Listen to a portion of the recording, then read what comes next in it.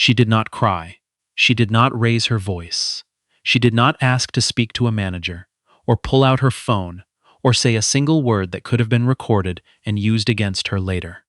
She simply picked up her carry-on bag from the overhead compartment, settled her glasses back onto her face, and walked off the plane.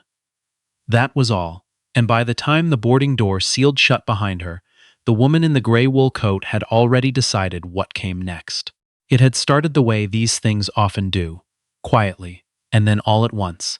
The morning flight out of Toronto was full, not uncomfortably so, but the kind of full where the overhead bins were almost gone by the time the economy passengers finished boarding. And the crew was moving through the cabin with the efficiency of people who had done this 12 times that week and were already tired. The plane was bound for Vancouver.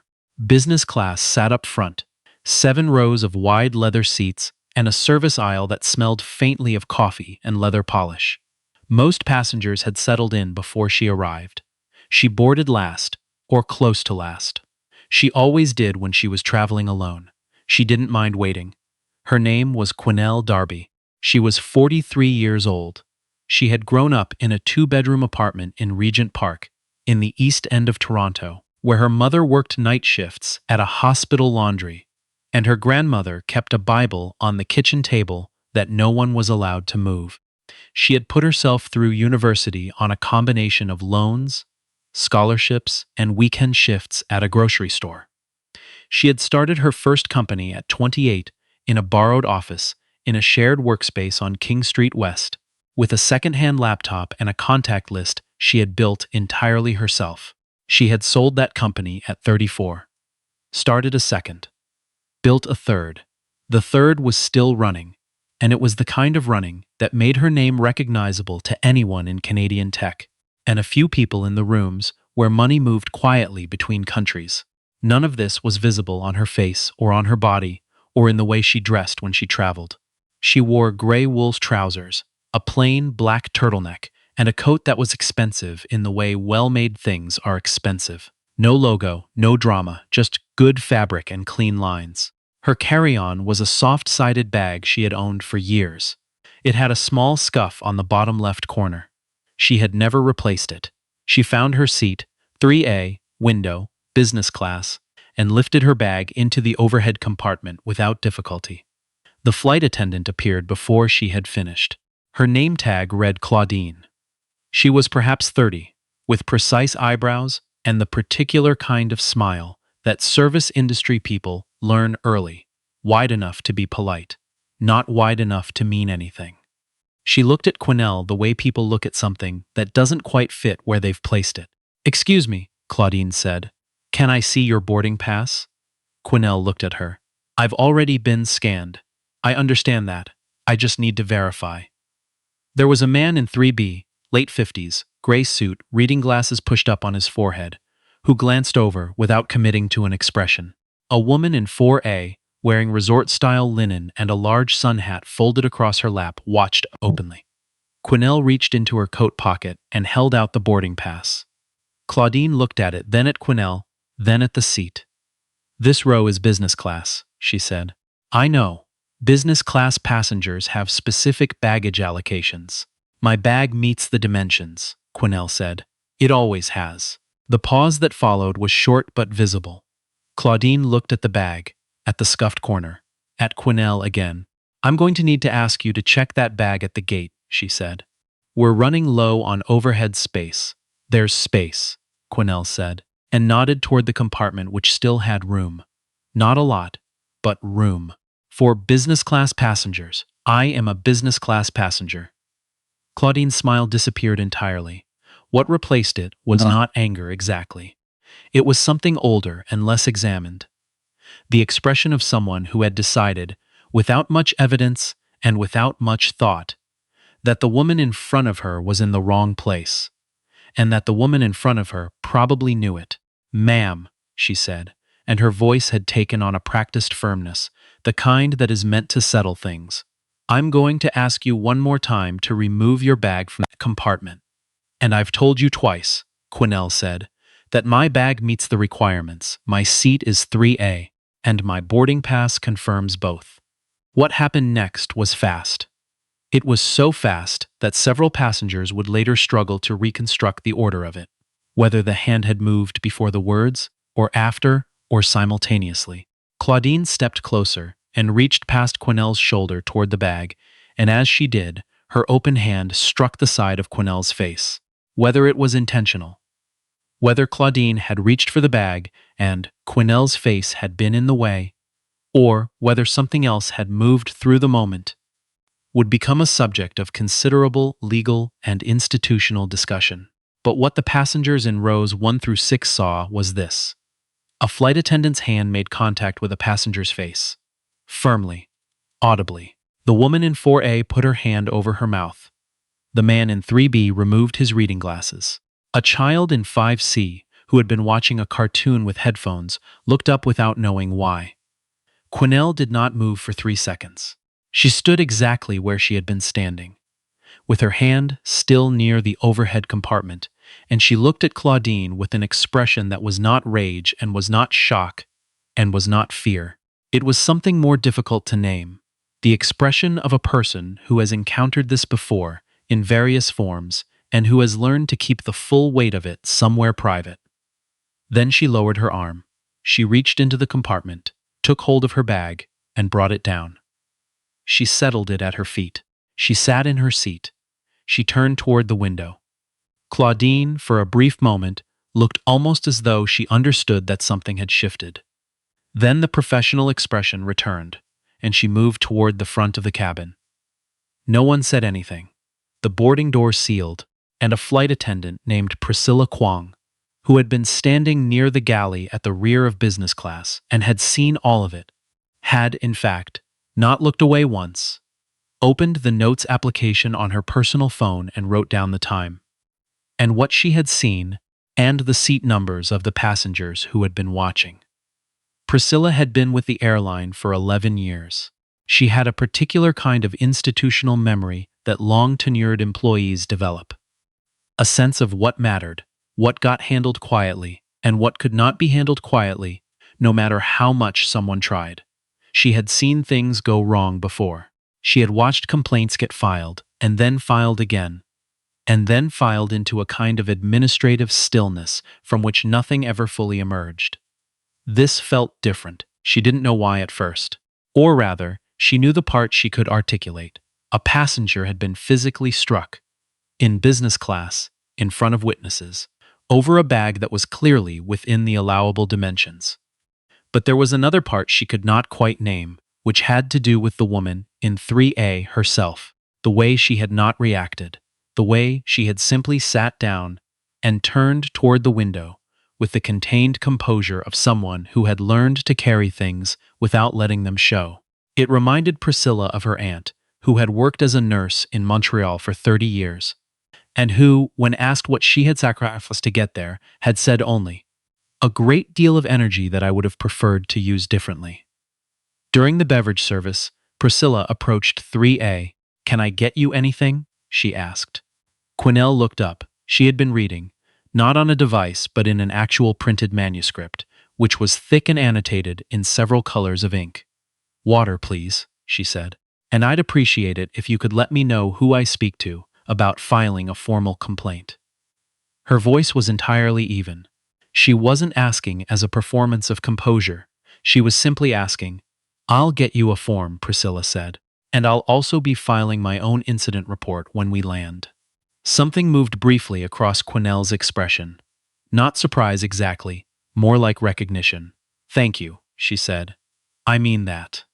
Priscilla nodded and moved on, but she did not stop thinking about it. Somewhere over the northern Ontario tree line, cruising altitude, she pulled up the airline's corporate directory on her tablet.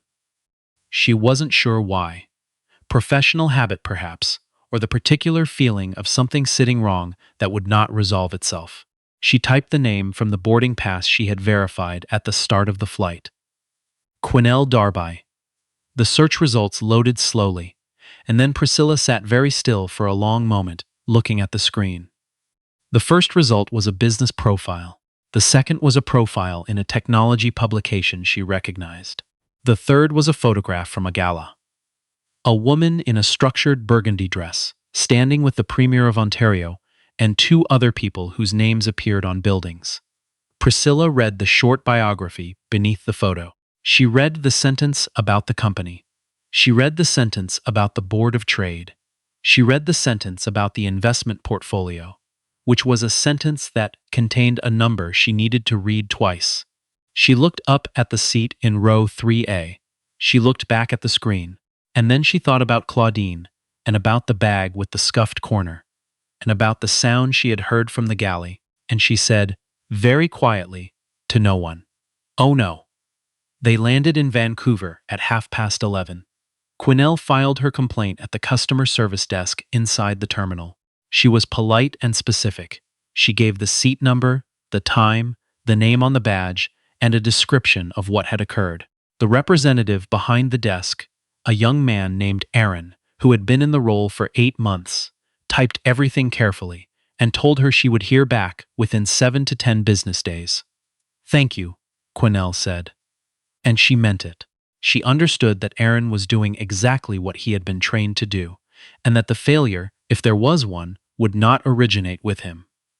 She took her bag and walked through the terminal. She had a car waiting. She had a meeting at 3. She had the manuscript to finish reading, and 4 calls she had pushed to the evening. She did not cry in the car. She was not the crying type, or rather she was. She cried at certain films, and at her grandmother's funeral, and once in a car park in Mississauga after a very bad meeting. But not at this. She had learned, somewhere between 22 and 30, that this particular kind of thing required a different kind of response than grief. Grief was for losses you hadn't chosen. This was something else. She called her assistant, a composed and relentlessly organized woman named Ingrid, and asked her to get the name of a good aviation law firm in Toronto. "Any particular reason?" Ingrid asked. "Yes," Quinelle said. "I'll explain when I'm back." Then she looked out the window at the Pacific light on the mountains and thought about her grandmother's Bible on the kitchen table, which no one was allowed to move, and about all the things that had been required of the women in her family simply to be in the rooms they deserved to be in. And she felt the full weight of it settle briefly in her chest. And then she breathed and let it become something she would use later, in a way she had not yet decided. The complaint did not stay inside the airline for very long. This was not because of Quinelle. She had filed the report and retained counsel and had communicated, through her lawyer, a set of clear and measured expectations. She had not made calls. She had not posted anything. She had not, as one senior executive would later tell a journalist, done anything you could have prepared for. What happened was simpler and older. Priscilla talked to her colleague Renata, who talked to a ground crew supervisor named Leon, who mentioned it to his wife, who happened to be a production assistant at a Toronto broadcast station. And someone in that chain, at some point, looked up Quinelle Darby and understood what they were looking at. The story broke on a Tuesday. It broke fast and it broke wide. The particular combination of elements, a successful black woman, a business class seat, a physical altercation, a complaint filed and sitting in a queue, was the kind of story that had weight because it was not a story about an exception. It was a story about something that happened often enough that a great many people recognized it immediately, not from the news, but from their own lives, or their mothers' lives, or the stories that moved through their families like water through stone. By 9 o'clock that morning, the airline's social media channels were receiving the kind of attention that communications teams train for, but cannot fully prepare for. By noon, 3 institutional investors had issued statements indicating they were reviewing their positions. By 2 in the afternoon, the airline's CEO was on a call with the board of directors that had not been scheduled the day before. Quinelle was in a meeting about a data infrastructure project in a glass-walled room on the 31st floor of a building in downtown Vancouver when her phone began to vibrate in a sustained and unusual way. Ingrid had sent 7 messages in 6 minutes, which was not something Ingrid did. She excused herself and stepped into the hallway. She read the messages. She read the first news story. She stood in the hallway for a moment. Then she went back into the meeting, apologized, and said she needed to reschedule. She did not explain why. She didn't need to. 3 of the 4 people in the room had already seen it on their phones. The airline issued a statement by 4 o'clock. It expressed regret and a commitment to investigating the incident fully, and said that the employee in question had been placed on administrative leave pending the outcome of an internal review. The statement was careful in the way institutional statements are careful. It did not name Quinelle, it did not admit fault, and it used the word alleged 4 times in 5 sentences. This did not go well. By evening, the story had been picked up by 7 national outlets and 2 American networks, and several of them had located and published the names of passengers in the surrounding rows who had been willing to speak on the record. The man in 3B, whose name was Edmund Voss and who was a semi-retired insurance executive from Oakville, gave a brief interview in which he said that he had seen exactly what happened and that he had not said anything at the time and that he was not proud of that. "I should have spoken up," he said. "I knew something was wrong. I didn't want the commotion." The woman in 4A declined to be interviewed. Several other passengers gave statements confirming what Priscilla had documented. Claudine's photographs circulated on social media. She did not appear publicly. Her personal accounts went private. Quinelle remained in Vancouver. She gave no interviews. She issued a single statement through her lawyer, which said that she was confident the appropriate bodies would respond appropriately, and that she looked forward to the process being completed thoroughly and without shortcuts. The statement concluded by noting that she hoped the outcome would produce meaningful structural change at the airline and across the industry more broadly. Because what had happened to her had happened to a great many other people who had not had the resources or the platform to make it visible. That sentence was quoted in 43 news stories over the following week. The institutional response moved faster than these things typically move, and people who had spent time in corporate structures understood why. The number attached to Quinelle's name was not a number that could be ignored. Not because the airline cared especially about what had happened to one woman on one flight, or at least not at first, not before the coverage, but because the visibility made the cost of not caring suddenly and precisely legible. By Thursday morning, the airline's stock had dropped. By Thursday afternoon, a second executive had announced he would be leaving the company in a statement that contained the phrase "pursuing other opportunities" and was read by everyone who received it as what it was.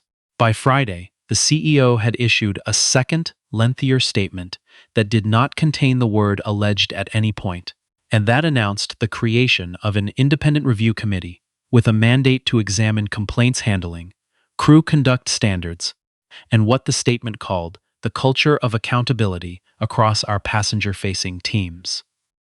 The review committee was chaired by a woman who had previously led a federal human rights tribunal. Claudine was dismissed.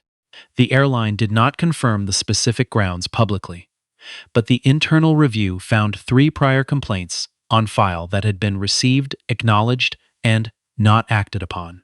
This detail, when it emerged through a journalist document request, landed harder than the original incident for many of the people who had been following the story. Because it meant the slap had not been the origin of the problem. It had been the moment the problem became impossible to contain. Quinelle flew back to Toronto on Sunday. She chose a different airline. She sat in economy, in a middle seat, because it was the last flight available and she wanted to get home. The man on her left was asleep before takeoff. The woman on her right was watching a television show on a small screen and had her elbow slightly over the armrest. No one paid her any particular attention. She found this, as she always did, genuinely restful. She had a window of time before the meal service, and she used it to finish reading the manuscript she had been working through on the outbound flight. It was a business proposal from a startup based in Hamilton. 3 founders, early stage, a technology platform designed to reduce administrative burden for community health clinics in underserved areas. The proposal was imperfect in several places. The revenue model needed work. The go-to-market section was optimistic, in a way that first-time founders often are. But the core idea was sound, and the founders' backgrounds were strong.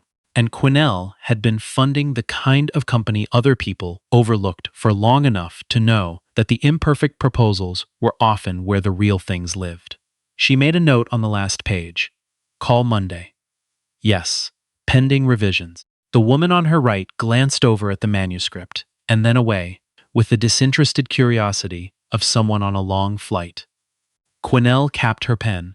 She looked at the dark shape of the Canadian shield passing beneath the plane, visible only as the absence of light where the cities thinned out and the land took over. She thought about the flight attendant on the outbound trip. Not Claudine, but Priscilla. The woman who had written everything down, who had stood in a galley 11,000 feet above the earth and decided that what she had seen mattered enough to document, who had come down the aisle with a glass of water and offered her own name to a process she could have left entirely alone. Quinelle had sent a letter to the airline's HR department, separate from her legal correspondence, asking that Priscilla's action be formally acknowledged in whatever review the company undertook. She did not know if it would be. She knew how these processes worked, and she knew that the people who did the quiet and important thing rarely ended up in the official record. But she had written the letter anyway. Some things you did not, because they would change the structure, but because you wanted the truth of them to exist somewhere in writing, because you wanted it known that someone had done right. The public discussion continued for several weeks after the incident. It took the shape that these discussions usually take. A period of urgency, followed by a period of analysis, followed by a gradual migration toward other urgencies. A podcast episode, 3 op-eds, a panel discussion at a university in Halifax that Quinelle was invited to attend and politely declined. She gave one interview in the end. It was with a journalist she had met years ago at a conference. A woman who had reported on the Canadian tech industry with seriousness and patience for more than a decade, and who had never, in Quinelle's experience, gotten the story wrong. The interview ran in a Saturday magazine and was long enough to include context. Quinelle talked about what had happened on the plane. She talked about the legal process, which was ongoing. She talked, briefly, about growing up in Regent Park and about her mother's night shifts, and about the particular education you receive when you understand from childhood that some rooms will make you prove you belong there even after you've already paid for the seat. She was asked, near the end of the interview, whether she felt vindicated by the public response. She was quiet for a moment before she answered. "I feel that what happened to me became visible," she said. "And I think visibility matters, but I want to be honest about what that means. The visibility happened because of what's attached to my name. If I had been someone else, if I had been a woman with the same experience and without the same resources, that complaint would still be in a queue. It would still be waiting. And I don't think that's the vindication people think it is." She paused. "What I hope," she said, "is that the next woman who files a complaint doesn't have to wait for it to become a news story to be taken seriously. That's not vindication. That's just the minimum." The article ran with a photograph taken in her office. She was sitting behind her desk, in a plain black turtleneck, with a stack of annotated manuscripts to her left and a view of the Toronto skyline behind her. She was not smiling in the photograph, but she did not look unhappy. She looked. The journalist would write in the piece, like someone who had long since decided to occupy the space she stood in without apology and without excess. Her grandmother's Bible was on the corner of the desk, just visible at the edge of the frame. She had moved it from the kitchen table after her grandmother passed. It was the one item in the office she had never once considered removing.